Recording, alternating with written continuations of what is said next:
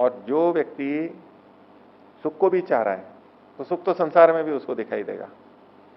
तो यहां पर भी जुड़ता रहेगा। जिसको संसार के सुखों में भी दुख ही दिखाई दे रहा है वो संसार को पूरी तरह छोड़ के जाने के लिए तैयार रहेगा, छोड़ना ही है मेरे को,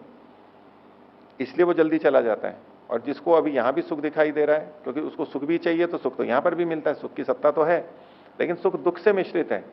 अब अगर वो कहे कि नहीं मेरे को दुख तो नहीं चाहिए, भले ही उसके साथ में सुख भी छूटता हो तो छूटे, अब वो व्यक्ति छोड़ सकता है सुख को।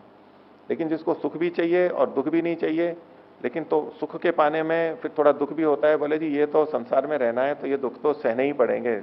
संसार का आनंद लेना है तो ये दुख तो सहने ही पड़ेंगे, यानी सुख की चाह में वो दुख को भी आवश्यक मानते हुए वहीं रुका हुआ रह जाएगा, आगे बढ़ने में दिक्कत आएगी उसको।